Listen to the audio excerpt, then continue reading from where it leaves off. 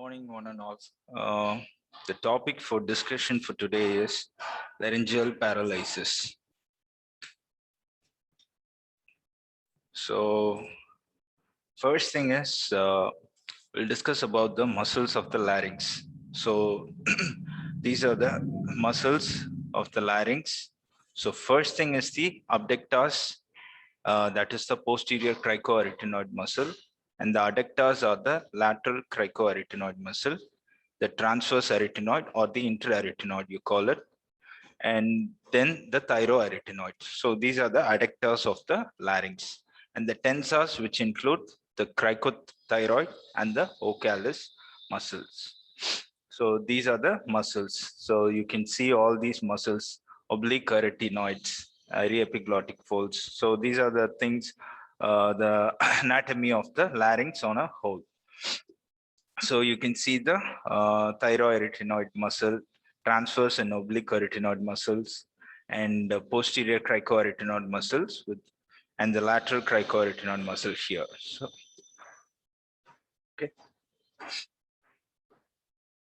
okay. So the nerve supply of the larynx is mainly by the vagus nerve. So which again is divided into superior laryngeal nerve and the inferior laryngeal nerve, or you can call it the recurrent laryngeal nerve. Most commonly it is called as. So all the motor supply of the larynx is supplied by both recurrent laryngeal nerve and external part of the laryngeal nerve, that is the superior laryngeal nerve. So all the muscles are supplied by recurrent laryngeal nerve except cricothyroid muscle, which is supplied by the external branch of the superior laryngeal nerve. So that is the motor supply.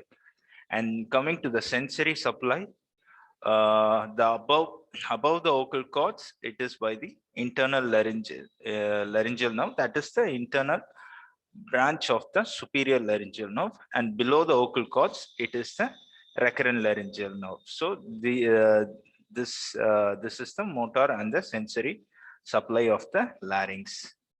So, okay, first thing is we'll classify the laryngeal paralysis. So laryngeal paralysis can be unilateral or bilateral and may involve the recurrent laryngeal nerve alone or the superior laryngeal nerve alone, or it can be a combined paralysis with involving both recurrent laryngeal nerve and the superior laryngeal nerve. So the causes of laryngeal paralysis are, so since it is something which is related to the nerve, so the nerve which is actually starting from the brain. So from the nucleus of the nerve. So there's something called the supranuclear lesion, which is above the nuclear level, and the nuclear lesion, which is at the level of the nucleus. And below, it's called the high vagal lesion, and there's something called the low vagal lesion. And other diseases like the systemic diseases, which also can cause laryngeal paralysis. So first thing, the supranuclear lesion, which is very rare, and nuclear lesion, which includes the vascular diseases, neoplastic diseases, motor neuron diseases, polio, and syringobulbia. So these are the nuclear lesions. Okay, and high vagal lesions. So high vagal lesions, it is the posterior fossa tumors which commonly causes the high vagal lesions, and tubercular meningitis, fracture base of the skull, nasopharyngeal cancer, glomus tumor, and penetrating injury of the neck, parapharyngeal tumors, metastatic neck nodes, and lymphoma. So these are the things which can cause a high vagal lesion, that is above the level of the ganglion, and below the level of the ganglion, it's called the low vagal lesion or the recurrent laryngeal nerve lesion, because the below from the ganglion, below the ganglion, it's the recurrent laryngeal nerve which comes out.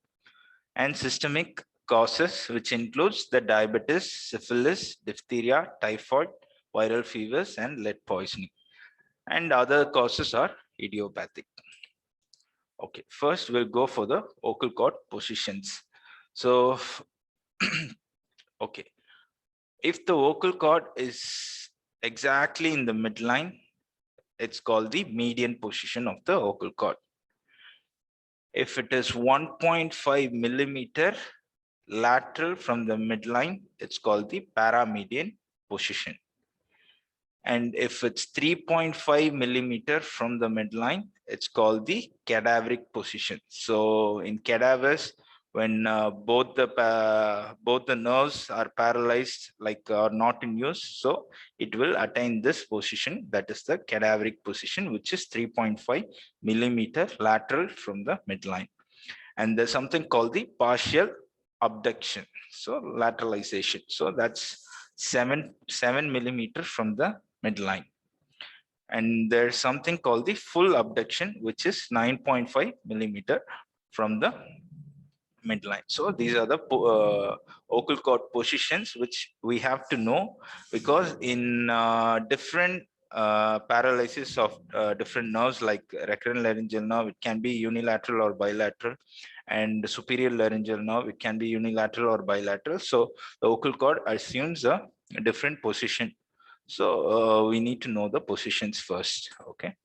So the theories on position of vocal cord in vocal cord paralysis. So there are two laws which determines the position of the vocal cords in vocal cord paralysis. So first thing is the Simon's law, which states that in all progressive organic lesions, abductor fibers of the nerve, which are phylogenetically newer, are more susceptible and thus first to be paralyzed as compared to adductor fibers. So first thing which gets paralyzed is the abductor fibers. So later goes the adductor fibers. And the other rule is the Wagner and Grossman hypothesis. Is the most widely accepted theory. It states that complete paralysis of the recurrent laryngeal nerve results in vocal cord being in paramedian because of an intact cricothyroid muscle which adducts the vocal cord. So if there is a complete paralysis of the recurrent laryngeal nerve, the vocal cord assumes the paramedian position. So that is, like I said, 1.5 millimeter from the lateral from the midline. So because of the intact cricothyroid muscle, which is supplied by the superior laryngeal nerve, so which adducts the vocal cord. So it does not allow the vocal cord to move very laterally. Instead, the cricothyroid muscle, which pulls the vocal cord medially. So that's why the vocal cord assumes the paramedian position.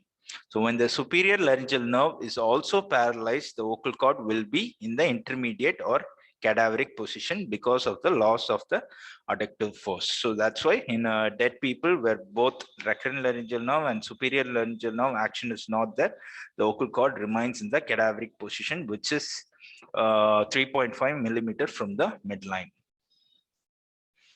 Okay, so moving on to the recurrent laryngeal nerve paralysis. So it can be unilateral or bilateral recurrent laryngeal nerve palsy.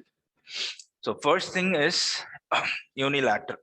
So unilateral injury to the recurrent laryngeal nerve results in ipsilateral paralysis of all the intrinsic muscles of the larynx except cricothyroid.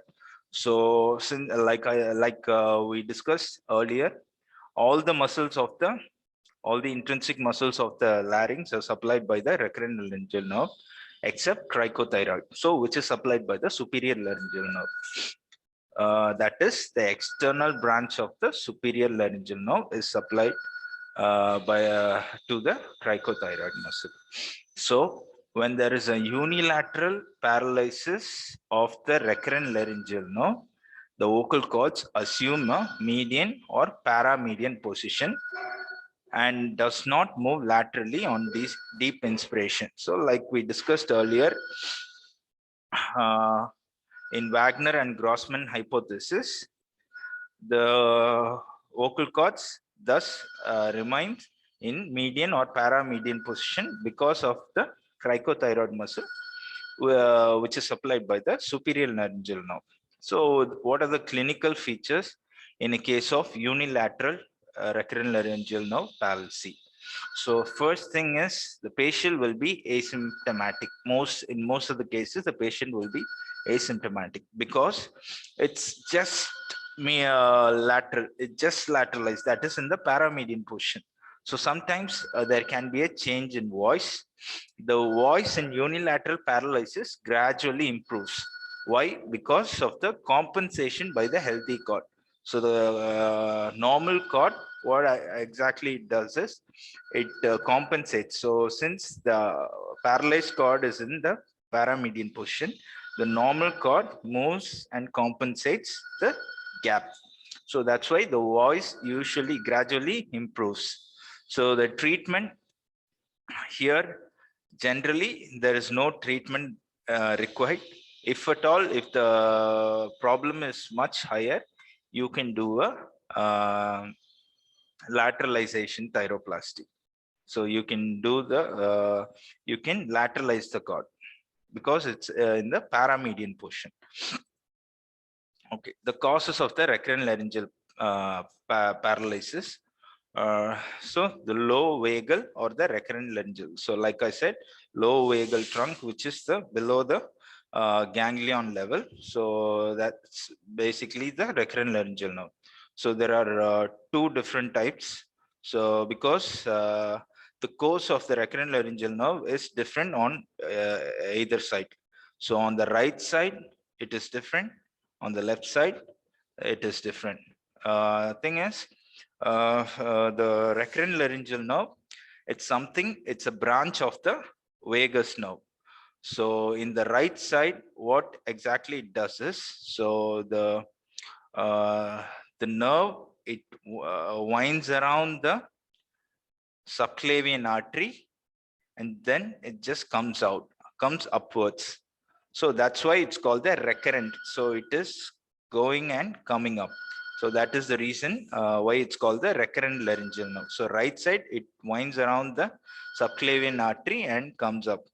In the left side, it arches around the arch of aorta. It loops around the arch of aorta and it comes upwards. So the left recurrent laryngeal nerve has a longer course compared to right recurrent laryngeal nerve. So in the causes for right recurrent laryngeal nerve palsy is usually the neck trauma, benign or malignant thyroid diseases, and thyroid surgeries, carcinoma of the cervical esophagus, and cervical lymphadenopathy. And it can also be due to aneurysm of the subclavian artery, carcinoma apex of the lung, and tuberculosis of the cervical pleura, and sometimes it's idiopathic also. And the left side, in the neck, it's basically because of the accidental trauma, thyroid disease. So anything related to the recurrent laryngeal nerve, it can be because of the thyroid disease. And thyroid surgery can also be a cause for the left recurrent laryngeal nerve palsy, and carcinoma, cervical esophagus, and cervical lymphadenopathy.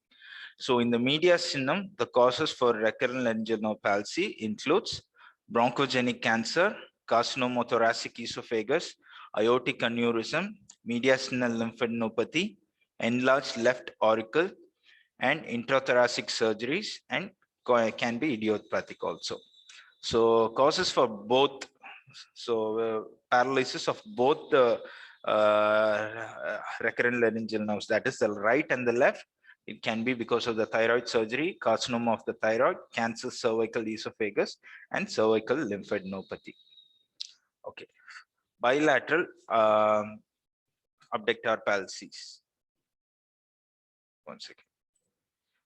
So bilateral abductor palsy, the position of the vocal cord will be in median or paramedian position. It is because all the intrinsic muscles of the larynx are paralyzed. So vocal cords, so that's why vocal cords remain in the median or paramedian position. Because all the intrinsic muscles are paralyzed except the cricothyroid muscles, because it is supplied by the superior laryngeal nerve. So it's bilateral recurrent laryngeal nerve palsy. So that's what. So the clinical features, which includes, since both the vocal cords are in median or paramedian position, the clinical features which includes dyspnea and stridor as well. So this is how it will look like on inspiration. So this is the paramedian position. Okay. So on expiration, there is only a small glottic chink which can be seen. So the patient will have dyspnea definitely. No, he's not going to breathe nicely. He will have difficulty in breathing, and there can be stridor also. So the treatment for bilateral abductor palsy, which includes, so usually 6 months is an adequate time to wait for any spontaneous recovery. So you can still wait for 6 months unless and until the patient has any difficulties, like any difficulties. So in acute stridor, if the patient comes to the emergency with an acute stridor, just go for a tracheostomy and just maintain his airway.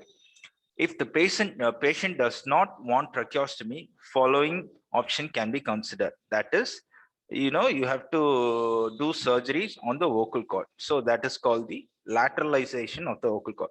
Since both the cords are median or paramedian position, so you have to lateralize the cord so that you have some air spaces, so that the patient can breathe easily. Okay, so that is the lateralization of the vocal cord. The aim is to move and fix the cord in a lateral position to improve the airway. So the various procedures for lateralization of the vocal cord are arytenoidectomy, vocal cord lateralization through endoscope, and thyroplasty type 2, and cordectomy, and nerve muscle implant. So these are the surgeries which can be done to lateralize the vocal cord. So which can be a treatment for bilateral abductor palsy. Okay, so now moving on to the superior laryngeal nerve.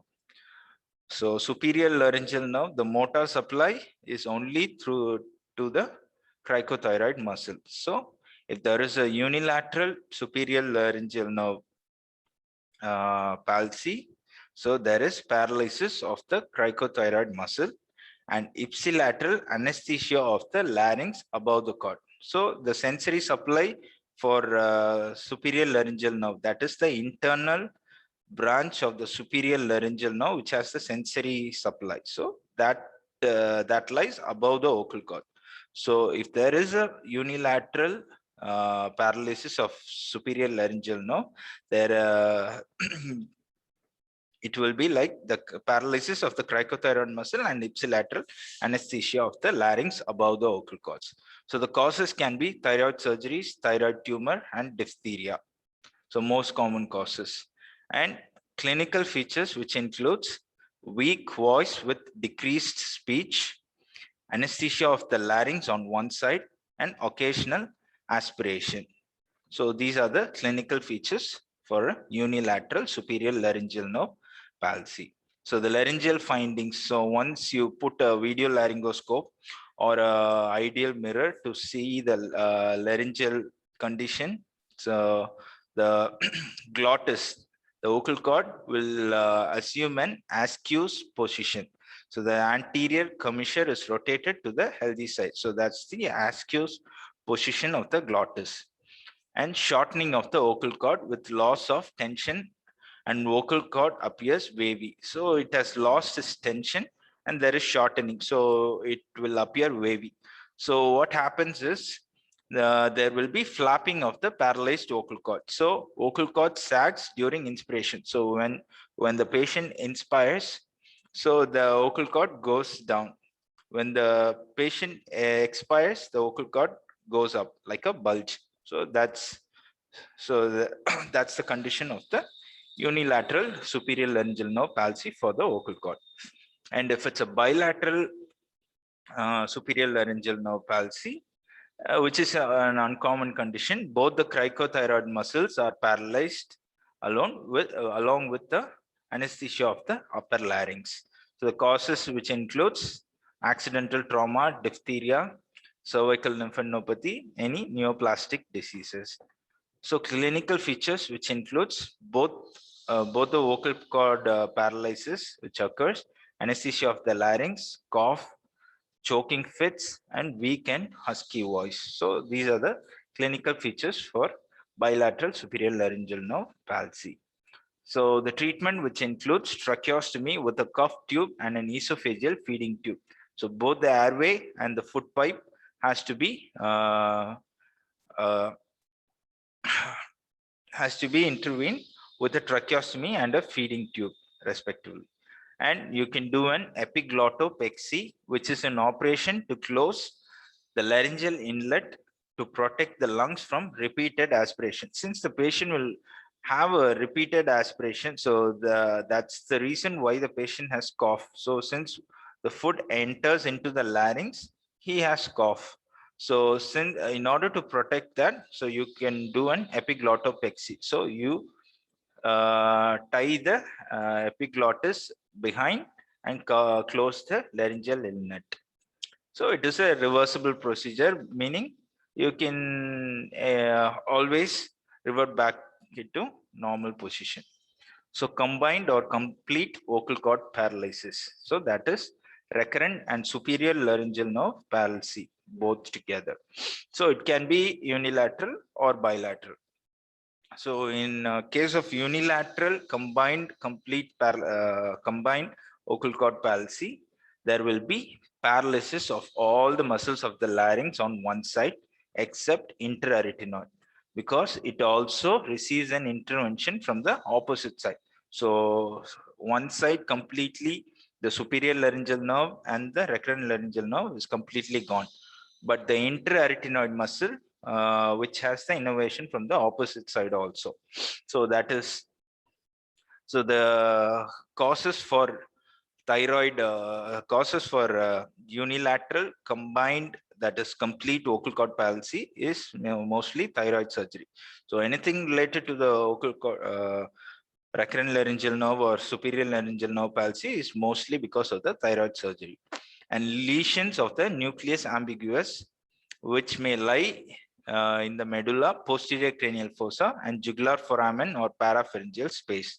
So any lesions here in the medulla or the posterior cranial fossa lesions or the jugular foramen lesion or parapharyngeal space, you can have a unilateral complete vocal cord palsy. So the clinical features, which includes, so all the muscles of the larynx on one side are paralyzed, okay, except interarytenoid muscle on one side are paralyzed. So vocal cord lies in the cadaveric position. So like I said earlier, if there is a combined vocal cord palsy, that is recurrent laryngeal nerve and superior laryngeal nerve palsy, the vocal cord is gonna assume the cadaveric position. So that is 3.5 mm from the midline.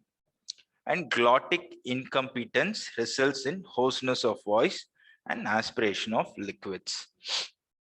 So the patient is going to have repeated aspiration, and he also have a change in voice, which is mostly hoarse in nature. Okay, so the treatment. So the treatment, which includes the speech therapy initially. So the procedure to medialize the cord.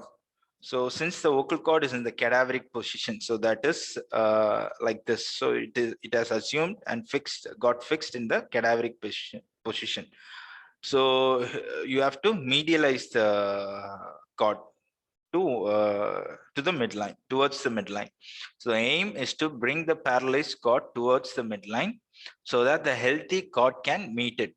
This is achieved by injection of the Teflon plate. Since the cord is lateralized and lies in the cadaveric position, you can inject some Teflon here so that the cord gets medialized. So this is how the vocal cord is. So it has achieved the cadaveric position. So you inject something on this side, lateral side, so the vocal cord moves medially. So that's how you do it. And muscle or cartilage implants, same way. On the lateral side, you put a muscle or a cartilage implant, I'm sorry, and so it goes medially. And arthrodesis of the cricoarytenoid joint and thyroplasty type 1. So that is called the medialization technique. That thyroplasty type 1 is also called medialization thyroplasty. Okay. Okay, combined. So in a case of bilateral complete vocal cord palsy, so what happens is both the recurrent laryngeal nerve and superior laryngeal nerve. So everything is damaged. So both recurrent laryngeal nerve and superior laryngeal nerve on both the sides are paralyzed. It is quite rare. So both cords lie in the cadaveric position. So both of them lie in the cadaveric position, which is 3.5 mm from the midline. Okay, so there is total anesthesia of the larynx because superior laryngeal nerve supplies above the larynx, that is sensation above the larynx, and recurrent laryngeal nerve supplies below the larynx, sensation below the larynx. So total anesthesia of the larynx has happened. And clinical features, the patient will have complete aphonia. So the patient can't talk at all, as the vocal cord does not meet at all. So it doesn't meet, it just lies in the cadaveric position. It's not gonna meet in the midline to produce any voice. So the patient will have aphonia, complete aphonia. And aspiration, since it's open, so anything that you eat, it just goes inside the laryngeal inlet. So aspiration due to incompetent glottis and laryngeal anesthesia, and inability to cough because there is total anesthesia of the larynx. So due to inability of the vocal cord to meet, which results in retention of secretions in the chest. And bronchopneumonia, due to repeated aspiration and retention of secretion, the patient will get bronchopneumonia. Okay, the treatment, which includes tracheostomy. So something which is above has damage. So you put a bypass procedure tube below the level of the vocal cord, that is tracheostomy, you do it. And epiglottopexy. So you suture the epiglottis, closing the laryngeal inlet so that there's no aspiration that occurs. And vocal cord plication. So you take both the vocal cords and suture it midline. So that is vocal cord plication. And total laryngectomy, remove the whole of the larynx. So congenital vocal cord palsy. So that can also be unilateral or bilateral. So unilateral is more common. So the causes, which include birth trauma, congenital anomaly of the great vessels of the heart. Bilateral, the causes include hydrocephalus, Arnold Chiari malformation, intracerebral hemorrhage, angioceal, cerebral agenesis. So if you see, bilateral is mostly something central. So it's in the brain. Some lesions in the brain has caused bilateral vocal cord palsy congenitally. So these are the causes. And clinical features, which include stridor and dyspnea. So the thyroplasty, like I said, type 1, so that is medialization. So when the vocal cord assumes the cadaveric position, you're going to do a thyroplasty type 1 to medialize the cord. Type 2, so when the vocal cord is in median or paramedian position, you're going to lateralize the cord. So that is type 2. And type 3, that is shortening. So if this is the length of the vocal cord, you're going to shorten the length of the vocal cord. And type 4 is lengthening of the vocal cord. So in those two cases, type 3 and type 4 is usually done for gender transformation. So if a female wants to get transformed into a male, so they'll do this lengthening thyroplasty.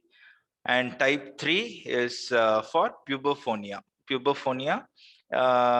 So you have a female voice for a male, so you're going to shorten the vocal cord so that he achieves the male voice. So that's what you do. Okay, so the picture. Okay. Type 1. So you're gonna lateralize. So you're gonna put an incision here and you add a piece of cartilage so that vocal cord gets lateralized. Here you're gonna medialize. Okay. And this is the shortening process because can you see the vocal cord? So here the piece is, the cartilage is cut from the thyroid cartilage and it has been moved inside so that the vocal cord shortens.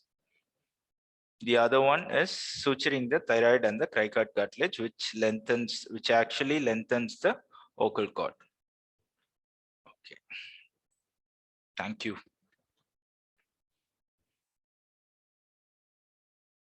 So I hope